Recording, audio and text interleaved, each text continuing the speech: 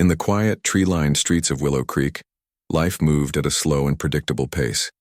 It was the kind of neighborhood where kids rode their bikes down the sidewalks, neighbors exchanged warm smiles over white picket fences, and weekends were spent mowing lawns or hosting barbecues. To anyone passing through, it seemed like the perfect suburban utopia, a place where nothing bad ever happened.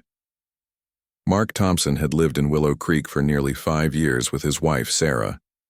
He worked as an IT consultant, spending most of his days troubleshooting computer issues for local businesses. His job wasn't glamorous, but it paid the bills and allowed him to enjoy a comfortable life in this peaceful community. Mark loved tinkering with gadgets, watching sports on weekends, and occasionally indulging in backyard grilling sessions with friends. Life, he thought, couldn't get much better than this. Sarah, on the other hand, was more reserved. She preferred staying home, tending to her garden, baking pies, and reading books by the window. Her presence was calming, and she had quickly become one of the friendliest faces in the neighborhood. Neighbors often stopped by to chat about recipes or ask for advice on planting flowers. To everyone, including Mark, Sarah appeared to be just another ordinary woman who enjoyed living a simple, uneventful life. What no one knew, however, was that Sarah's past was anything but ordinary. Before settling into the role of a suburban housewife, Sarah had spent over a decade working for the Central Intelligence Agency, CIA. She wasn't some desk jockey filing paperwork. She was a highly trained operative with combat clearance, the kind of agent sent into dangerous missions that required both brains and brawn. From infiltrating hostile territories to disarming armed insurgents, Sarah had done it all. But those days felt like a lifetime ago now. After leaving the agency, she vowed to leave her old life behind and focus on building a future with Mark. Despite her efforts to blend into the background, there were moments when Sarah's instincts would kick in. A sudden noise outside might make her freeze mid-step, her eyes scanning the room for exits. Or she'd find herself observing strangers at the grocery store, noting how they carried themselves and whether they seemed out of place. These habits were so ingrained in her that she barely noticed them anymore. And if Mark ever asked why she always double-checked the locks before bed, she'd simply shrug and say, "Just being careful." For the most part, life in Willow Creek was blissfully mundane. That is, until the Homeowners Association, HOA, decided to tighten its grip on the neighborhood. The HOA had always been strict about enforcing rules. They cared deeply about maintaining property values, but lately, their enforcement had taken a turn for the obsessive. Residents started receiving warning letters for minor infractions: mismatched curtains, slightly overgrown grass, even cars parked in driveways overnight. At first, people shrugged it off, assuming it was just a phase. But soon, the fines began piling up, causing frustration among homeowners. One evening, Mark came home from work to find a letter taped to his front door. It read, "Dear Mr. Thompson, we have observed that your garbage cans were left visible on the curb after collection day. This violates Section 4.2 of the Willow Creek HOA guidelines. Please rectify this issue immediately to avoid further penalties." Mark groaned as he crumpled the paper in his hand. Seriously? Garbage cans? He hadn't meant to leave them out, it had slipped his mind. But still, it felt ridiculous to be reprimanded over something so trivial. When he mentioned it to Sarah later that night, she chuckled softly. "Just follow the rules," she said. "It's easier than fighting them." But following the rules didn't stop the HOA from coming after them again.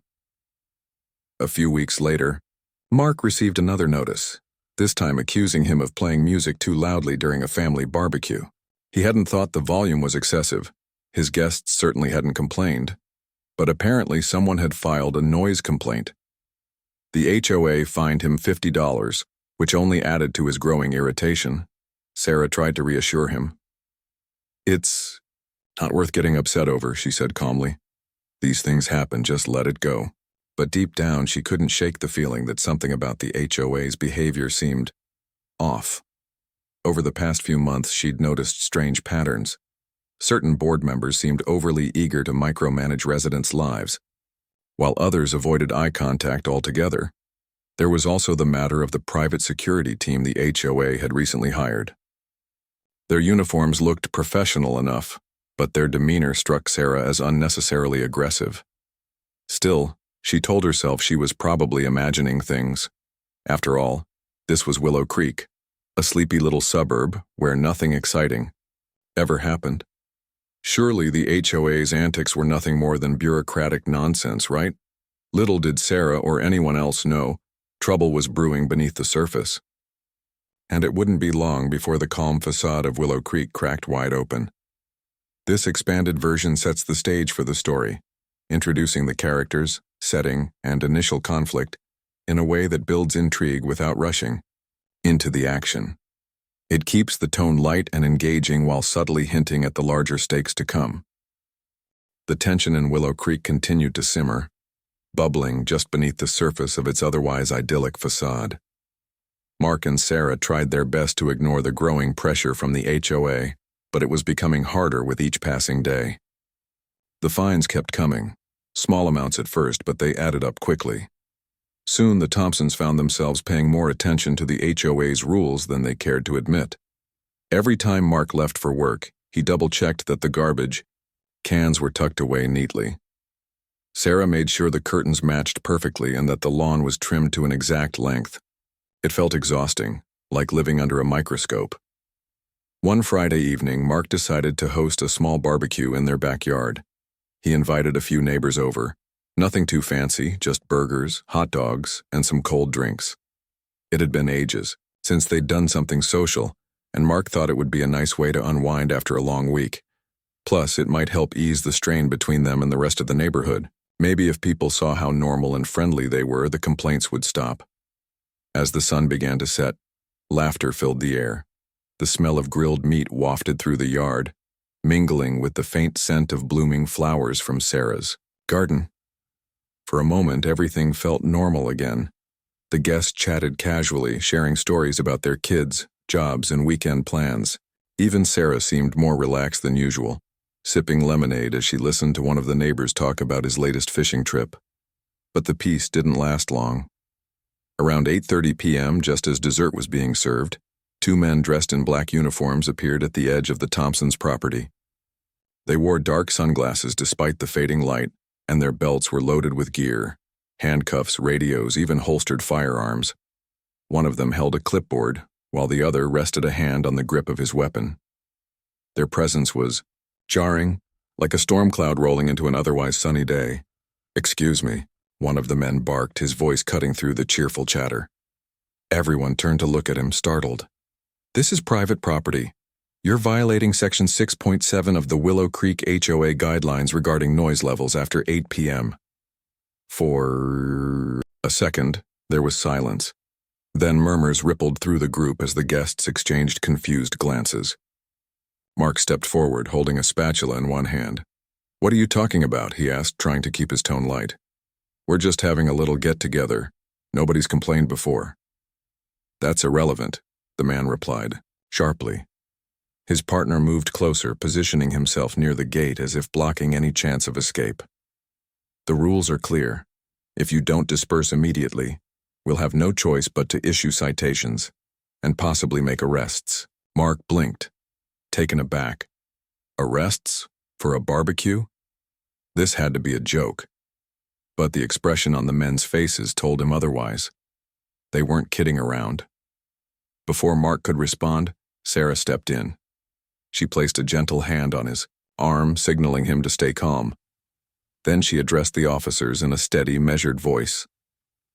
"Gentlemen," she said, her tone polite but firm, "I understand the importance of following community guidelines. However, I assure you, our gathering has been respectful and low-key. We haven't received any complaints from our neighbors tonight." The lead officer narrowed his eyes. "That doesn't matter. Rules are rules. Now please ask your guests to leave, or we'll take further action." Sarah tilted her head slightly, studying the men. Something about their demeanor struck her as odd. Their body language was rigid, almost rehearsed, and their insistence on enforcing such a trivial rule felt disproportionate. In her experience, people who acted this way usually had something to hide, or something to prove. "Of course," Sarah said smoothly, maintaining her composure. We'll wrap things up shortly. Thank you for bringing this to our attention." She gave them a small reassuring smile, hoping to diffuse the situation. But instead of backing down, the officers grew more aggressive. "You need to do it now," the second man snapped, stepping forward. His hand hovered dangerously close to his holster. "Don't make us repeat ourselves." The atmosphere shifted. Instantly. What had started as a minor inconvenience escalated into something far more serious. The guests exchanged nervous glances, unsure of what to do. Some began gathering their belongings, ready to leave. Others lingered, watching the standoff unfold with wide eyes. Mark felt a surge of anger rising in his chest. How dare these guys barge onto their property and threaten them? Who did they think they were? He opened his mouth to protest, but Sarah interrupted him before he could say anything. "It's fine, Mark," she said softly, though her words carried an unspoken warning. Her gaze flickered briefly toward the officers, then back to her husband. There was a subtle intensity in her eyes, a quiet signal that only Mark could interpret. It said, "Trust me." Reluctantly, Mark nodded and took a step back. He didn't understand what was happening, but he knew better than to argue with Sarah when she got that look. With everyone watching, Sarah turned her attention back to the officers. "As I mentioned earlier, we'll comply with your request," she said calmly. "But may I ask why you're carrying weapons for a noise violation? Surely this isn't standard procedure." Her question caught them off guard. The lead officer hesitated, his jaw tightening. "That's none of your concern," he muttered, though his confidence wavered slightly. His partner glanced at him, clearly uneasy. "I see," Sarah replied, her tone still pleasant but laced with steel. "Well, rest assured we'll address the matter promptly. Again, thank you for stopping by." She gestured subtly toward the gate, indicating that they should leave. For a moment, neither man moved. The tension hung thick in the air, heavy and suffocating. Then with a final glare, the officers turned and walked away, muttering under their breath about troublemakers and rule breakers. As soon as they were gone, the guests erupted into a flurry of whispers and questions. "What was that all about?" one woman asked nervously. "Do they really carry guns for noise complaints?" Mark shook his head, still fuming. "This is insane. Since when does the HOA act like a private police force?" Sarah didn't answer right away. Instead, she stood quietly, her arms crossed, her mind racing. Something about the encounter gnawed at her. These weren't ordinary security guards. They were too polished, too calculated. And the way they handled themselves suggested training beyond what a typical HOA patrol would require. Whatever was going on here, it wasn't just about enforcing petty rules. Later that night, as Mark vented about the incident, Sarah sat silently on the couch, staring at the wall. She couldn't shake the feeling that this was only the beginning. The barbecue incident left an uneasy cloud hanging over the Thompson household. Mark couldn't stop talking about it, replaying every detail in his mind as if dissecting a bad dream. He paced the living room, his voice rising with each sentence. "I can't believe they pointed guns at us for a noise complaint. What kind of neighborhood have we moved into? This isn't normal, Sarah. It's not right." Sarah sat quietly on the couch, her hands clasped loosely in her lap. Her face was calm, almost serene, but her eyes betrayed a storm of thoughts swirling beneath the surface. She had seen this kind of behavior before, men who carried themselves with authority, who used intimidation as a tool to assert control. It reminded her of certain operatives she'd encountered during her time with the CIA, individuals trained to project dominance and instill fear. But those memories were buried deep, locked away in a part of her mind she rarely visited anymore. Still, the encounter stirred something within her, something primal, instinctual. As much as she wanted to dismiss it as paranoia, she couldn't ignore the warning bells ringing in her head. There was more to this HOA than met the eye, and Sarah knew from experience that ignoring red flags could lead to disaster. "Mark," she finally said, cutting through his rant, "you're right. This isn't normal. But getting worked up won't solve anything. We need to stay calm and figure out what's really going on here." Mark stopped pacing and looked at her, Frustration etched across his face. Calm? How can I be calm when those guys treated us like criminals? They threatened us, Sarah. And you handled it so easily like it was nothing. Where did that come from? Sarah hesitated, her fingers tightening slightly around each other. For years, she had kept her past hidden, even from Mark. She had promised herself that her old life would remain buried, never to resurface. But now, faced with a situation that felt eerily familiar, she wondered if keeping secrets was doing more harm than good. I wasn't always just a government office worker, Mark, she began slowly, choosing her words carefully. Before we met, I worked for, well, let's just say I worked for people who dealt with dangerous situations regularly. I learned how to handle confrontations without escalating them. That's why I stayed calm tonight. It's what I've been trained to do.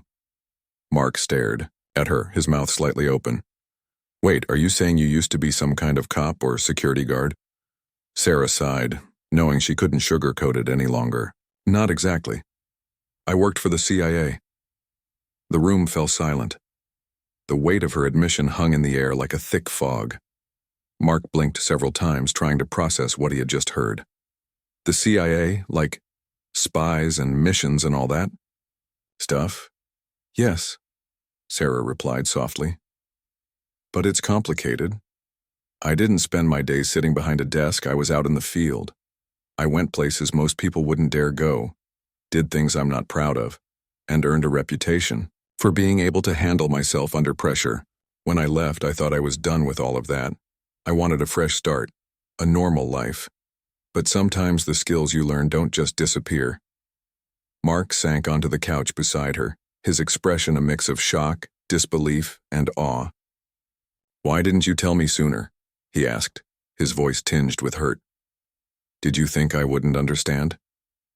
It wasn't about trust, Mark, Sarah explained gently. It was about protecting us, my past. It's not something I wanted to bring into our home. People like me attract attention whether we want to or not, and I didn't want to put you or anyone else I care about in danger. Mark nodded slowly, though his mind was racing. He had always known there was something different about Sarah, something that set her apart from everyone else. Now, it made sense. The way she noticed details others missed, the quiet confidence she exuded in stressful situations, it all added up. But learning the truth also raised questions he hadn't considered before. Who else might know about her background? And could it somehow explain the strange behavior of the HOA? As if reading his thoughts, Sarah continued. What happened tonight bothers me more than I let on. Those men, they weren't ordinary security guards. Their body language, their tactics, it feels off. Almost like they're trying too hard to intimidate people. If I didn't know better, I'd say they're covering something up. Mark frowned. Covering what up? You think the HOA is hiding something bigger than stupid rules and fines? It's possible, Sarah admitted. Organizations like this often serve as fronts for other activities. Money laundering, illegal surveillance, even ties to organized crime. It sounds far-fetched, I know, but I've seen it happen before. Her words sent a chill down Mark's spine. Suddenly, the petty grievances and overzealous enforcement seemed less like bureaucratic nonsense and more like pieces of a larger puzzle. Could their quiet little suburb actually be hiding a dark secret? Over the next few days, Sarah found herself unable to shake the feeling that she was being watched. Every time she stepped outside, she felt eyes on her, studying her movements. At first, she dismissed it as paranoia, but then she started noticing subtle signs. Unfamiliar cars parked near the house, shadows moving behind curtains late at night, strangers lingering a little too long on the sidewalk. To anyone else, these observations might have seemed coincidental, but Sarah's instincts screamed otherwise. One afternoon, while tending to her garden, she spotted a black sedan idling at the end of the street. The driver wore sunglasses and a baseball cap, his face obscured. Sarah casually bent down to pick up her gardening tools, using the motion to glance around and assess her surroundings. A neighbor walking his dog passed by, oblivious to the tension radiating from her. Without making it obvious, Sarah slipped inside the house and retrieved a pair of binoculars from the closet. From the safety of her living room window, she observed the sedan for another 10 minutes. Eventually, it drove away, but not before circling the block twice. That evening, she decided to test her theory. After dinner, she suggested taking a walk around the neighborhood with Mark. Just to stretch our legs, she said breezily, though her true intention was to see if anyone followed them. Sure enough, as they strolled down the tree-lined streets, a car slowed down behind them, its headlights dimmed. Sarah pretended not to notice, chatting animatedly with Mark about their plans for the weekend. When the car turned onto a side road, disappearing from view, she exchanged a knowing look with her husband. "They're watching us," she whispered once they were safely back inside. "And they're not amateurs." Mark swallowed hard, the reality of their situation sinking in. "So what do we do now? Do we call the police, report them?" Sarah shook her head. "Not yet. We don't have enough evidence to prove anything. Besides, if the HOA has connections to powerful people, involving law enforcement could make things worse. For now, we play it smart. Keep our heads down, gather information, and figure out what they're really after." As she spoke, fragments of her past began surfacing unbidden. Memories of covert operations, high-stakes negotiations, and narrow escapes flashed through her mind.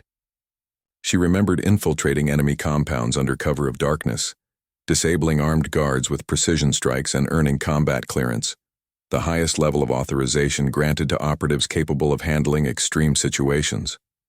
These skills had lain dormant for years, buried beneath layers of domesticity. But now they were awakening, urging her to take action. For the first time since leaving the agency, Sarah felt a flicker of excitement mixed with dread. Whatever was happening in Willow Creek, it wasn't going to resolve itself. And as much as she wished she could leave it alone, she knew one thing for certain: staying silent wasn't an option. This expanded version delves deeper into Sarah's character, revealing glimpses of her past while building suspense around the mysterious activities of the HOA. It keeps readers engaged by blending personal drama with hints of conspiracy, creating a seamless transition into the next phase of the story. The revelation of Sarah's past, and the growing suspicion surrounding the HOA, hung heavily over the Thompson household. Mark struggled to reconcile the woman he loved with the image of a highly trained CIA operative. It wasn't that he didn't trust her. It was more the weight of knowing she had lived a life so vastly different from the one they shared. He couldn't help but wonder how much of her old world might still follow her, even into their quiet suburban existence. For Sarah, the burden was different. Keeping her secrets locked away had been easier when life was predictable, when Willow Creek felt like a safe haven far removed from danger. But now those walls were crumbling. The HOA's aggressive tactics and the unsettling surveillance made it clear that trouble had found them anyway. And as much as she wanted to shield Mark from the chaos, she knew he deserved answers. That night, after another restless dinner, Sarah finally opened up further. Sitting across from Mark at the kitchen table, she began sharing fragments of her past moments that shaped her into the person she was today. She told him about her first mission in Afghanistan, where she posed as an aid worker to gather intelligence on insurgent networks. She described the adrenaline rush of disarming armed enemies during high-stakes operations and the heartbreak of losing teammates who became like family. "I never wanted any of this for us," she said softly, her voice tinged with regret. "When I left the agency, I thought I could leave all of that behind. But some skills, they stay with you. Some instincts never fade." Mark listened intently, his initial shock giving way to admiration. Despite everything, he realized how lucky he was to have someone like Sarah by his side. Her strength and resourcefulness weren't just tools from her past. They were part of what made her extraordinary. Still, the reality of their situation weighed on him. "If the HOA is involved in something bigger than noise complaints," he said, "then we need to figure out exactly what it is. We can't just sit here waiting for them to come after us again." Sarah nodded, appreciating his determination. "You're right, but we have to be careful. If my suspicions are correct, these people won't hesitate to use force or worse to protect whatever they're hiding." Over the next few days, Sarah put her training to work. While Mark went about his daily routine, she discreetly gathered information. Using encrypted devices left over from her CIA days, she hacked into public records and cross-referenced property ownership data with financial transactions linked to the HOA. What she uncovered was alarming. Large sums of money funneled through shell companies, suspicious real estate deals, and connections to offshore accounts tied to organized crime syndicates. It seemed the HOA wasn't just enforcing petty rules. They were laundering money under the guise of maintaining community standards. Fines collected from residents weren't going toward neighborhood improvements. They were lining the pockets of corrupt officials and funding illegal activities. Every warning letter, every citation, every threat served a dual purpose: control and profit. As Sarah dug deeper, she noticed patterns emerging among the HOA board members. One name stood out: Victor Langston, the chairman. On paper, Langston appeared to be a successful businessman with ties to several local charities. But beneath the polished exterior lay a web of deceit. His company had received lucrative contracts from the HOA, many of which lacked proper documentation or justification. More troubling, Langston's background included alleged associations with criminal organizations, a fact conveniently omitted from his public profile. Sarah's investigation took a dangerous turn when she discovered evidence implicating Langston directly in illicit operations. A series of emails revealed plans to expand the HOA's influence into neighboring communities, using similar tactics to exploit unsuspecting homeowners. The documents also hinted at retaliation against anyone who dared to oppose them. Anonymous. Threats slipped under doors. Late-night phone calls filled with menacing whispers. It all pointed back to Langston and his cronies. One evening, as Sarah reviewed the files on her laptop, Mark walked in carrying 2 cups of coffee. "Anything new?" he asked, setting 1 cup beside her. She hesitated before answering. "More than I expected. Langston isn't just running a corrupt HOA. He's part of something much bigger. This goes beyond our neighborhood. They're targeting other areas too." Mark frowned, concern etched across his face. "What does that mean for us? Are we in danger?" Sarah closed the laptop and turned to face him. "Yes. If they find out I've been looking into this, they'll see me as a threat. And once they realize who I am..." She trailed off, leaving the implication unspoken. Mark reached for her hand, squeezing it firmly. "Then we stick together. Whatever happens, we handle it as a team." Despite their resolve, the tension continued to mount. Anonymous notes started appearing under their front door, each one more threatening than the last. "Stop asking questions," read one. "Leave while you still can," warned another. Late-night phone calls disrupted their sleep, the callers remaining silent except for heavy breathing on the line. Even their neighbors began acting strangely, avoiding eye contact or hurrying past their house without stopping.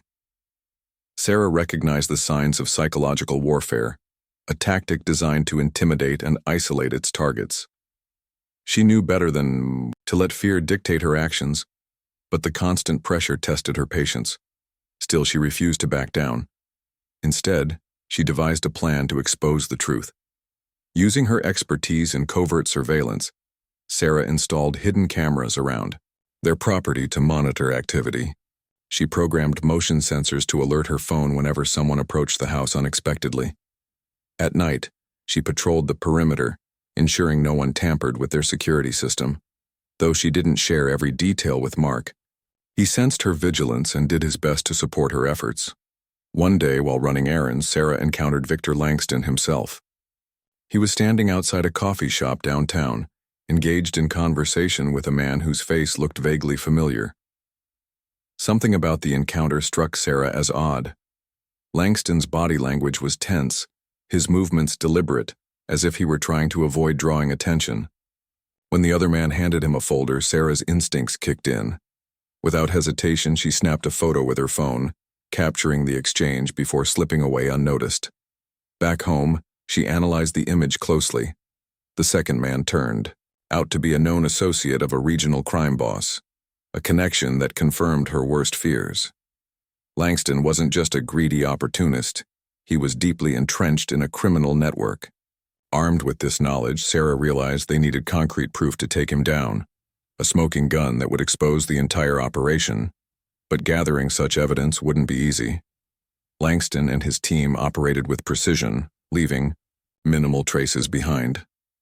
Breaking into their headquarters or confronting them directly would be suicide. Sarah needed a smarter approach, one that played to her strengths. Late one night, as Mark slept soundly upstairs, Sarah sat alone in the living room, staring at the stack of documents spread across the coffee table. Her mind raced with possibilities, weighing risks against rewards. She knew the road ahead would be perilous, fraught with uncertainty and danger. Yet despite the stakes, she felt a spark of determination ignite within her. This wasn't just about protecting their home anymore. It was about justice, for themselves, for their neighbors, and for countless others caught in Langston's web of deceit. And if anyone could dismantle that web, it was Sarah Thompson. This expanded version delves deeper into the investigative process, highlighting Sarah's resourcefulness and strategic thinking. It builds suspense by revealing the extent of the HOA's corruption while emphasizing the personal stakes for Sarah and Mark. The narrative keeps readers engaged by blending emotional depth with thrilling intrigue, setting the stage for the climactic showdown to come. Sarah knew she was running out of time. The threats were escalating and Langston's operation wasn't going to crumble on its own. She had pieced together enough evidence to understand the scope of the corruption, the money laundering, the illegal contracts, the ties to organized crime, but what she lacked was proof that could hold up in court. Documents and emails were damning, but they weren't enough. To expose the truth, she needed something undeniable: physical evidence stored at the HOA headquarters. The HOA headquarters wasn't just an office building, it was a fortress. Located on the edge of Willow Creek, the structure loomed over the surrounding properties, its tinted windows reflecting the sunlight like a warning. Security cameras monitored every angle and private guards patrolled the grounds 24/7. Breaking in wouldn't be easy, even for someone with Sarah's skills. But if anyone could pull it off, it was her. Mark noticed the change in Sarah almost immediately. She became quieter, more focused, spending hours poring over blueprints of the building she'd obtained through discreet channels.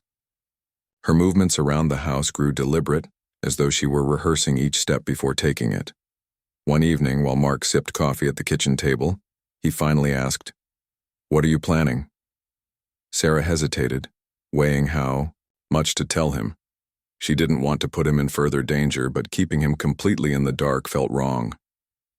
"I need to get inside the HOA headquarters," she said simply. "There's information there, hard copies of documents, ledgers, maybe even recordings. That will prove everything. Once we have that, we can take it to the authorities." Mark frowned, his concern evident. "You're talking about breaking into a heavily guarded building. Do you even know what you're walking into?" "I've done this kind of thing before," she replied evenly. "It's not my first rodeo, and I won't go in blind. I'll scout the place first, find weaknesses in their security. Besides, I won't be alone. You'll help me remotely." "Me?" Mark exclaimed, nearly choking on his coffee. "What can I possibly do? I'm not exactly trained for this kind of stuff." "You don't need training," Sarah assured him. "You're smart, resourceful, and you know technology better than most people. I'll need you to monitor the security feeds, disable alarms, and keep an eye on any unexpected activity. Together, we can make this work." Though hesitant, Mark couldn't argue with her logic. If anyone could handle this mission, it was Sarah, and he wasn't about to let her face it alone. Over the next few days, they worked tirelessly to prepare. Sarah taught Mark how to access the HOA's internal systems using encryption tools she'd salvaged from her CIA days. They practiced coordinating via encrypted radios, ensuring seamless communication during the operation. Meanwhile, Sarah gathered supplies: a lockpicking kit, a small toolkit, and a compact camera capable of capturing high-resolution images in low light. On the night of the infiltration, the air was thick with tension. Sarah dressed in all black, blending seamlessly into the shadows. She carried only what she needed, keeping her movements light and fluid. Before leaving, she hugged Mark tightly. "Stay safe," she whispered. "And remember, if anything goes wrong, call the police. Don't try to play hero." Mark nodded, though his hands trembled slightly as he powered up his laptop. "Be careful," he murmured. "Please." Sarah slipped out into the darkness, moving silently through the neighborhood. The streets were eerily quiet, the only sounds coming from rustling leaves and distant crickets. As she approached the HOA headquarters, she crouched behind a row of bushes, observing the guards' patterns. 2 men patrolled the perimeter, their flashlights sweeping methodically across the grounds. Inside, the faint glow of computer screens suggested someone was still working late. Using hand signals, Sarah communicated with Mark, who sat hunched over his laptop miles away. "Disable the west side camera," she whispered into her radio. Moments later, the feed cut out, creating a blind spot. Taking advantage of the opportunity, Sarah darted across the open space, sticking close to the walls. Her heart pounded in her chest, but years of experience kept her calm and focused. Reaching the back entrance, she pulled out her lock-picking kit. The door was secured with a standard deadbolt, nothing too complicated for her expertise. Within seconds, the lock clicked open and she slipped inside. The interior was dimly lit, the hum of fluorescent lights echoing softly in the empty halls. Sarah moved cautiously, avoiding areas where motion sensors might trigger alarms. Every step required precision, every breath measured. Upstairs, in the main office, Sarah found what she was looking for: a locked filing cabinet tucked beneath a desk. Using a small crowbar from her toolkit, she pried it open, revealing stacks of documents detailing financial transactions, property transfers, and correspondence between Langston and his associates. She snapped photos quickly, her camera capturing every detail. Among the papers, she also discovered a USB drive labeled Backup. It could contain digital records, emails, spreadsheets, incriminating files. Without hesitation, she pocketed, and as she worked, Mark monitored the situation from home. "East Side Guard is heading your way," he warned softly. "Take cover." Sarah ducked behind a desk just as the guard entered the room. He paused, shining his flashlight around suspiciously. For a moment, Sarah held her breath, praying he wouldn't notice the faint scuff marks she'd left on the carpet. When he finally turned and walked away, she exhaled silently, resuming her task. With the documents secured, Sarah prepared to leave. But as she reached the staircase, an alarm blared suddenly, piercing the silence. Someone must have discovered the disabled camera or noticed signs of forced entry. Panic threatened to creep in, but Sarah pushed it aside. This wasn't the time to lose focus. "Mark," she hissed into her radio. "What happened?" "There's another guard outside the building," Mark replied urgently. "He's calling for backup. You need to get out now." Sarah sprinted toward the exit, dodging obstacles along the way. Outside, the guards converged on the building, shouting orders and scanning the area with flashlights. She flattened herself against the wall, waiting for the right moment to make her escape. When one of the guards passed too close, she struck, not lethally, but with enough force to incapacitate him temporarily. Grabbing his flashlight, she used it to blind another approaching guard before slipping into the shadows. By the time reinforcements arrived, Sarah was long gone, disappearing into the night like a ghost. Back at home, Mark waited anxiously, pacing the living room floor. When the front door opened and Sarah stepped inside, relief washed over him. "Did you get it?" he asked, his voice trembling. She held up the USB drive and her camera. "Got it, now we just need to figure out what to do with it." Over the next several hours, they reviewed the contents of the drive. What they found was staggering, detailed. Accounts of illegal activities spanning years, names of accomplices and plans for future operations. It was more than enough to bring down Langston and dismantle the entire network. But delivering the evidence to the right people would require caution. Sarah knew that going straight to local law enforcement might not be enough. They could be compromised too. Instead, she decided to reach out to an old contact within the FBI, someone she trusted implicitly.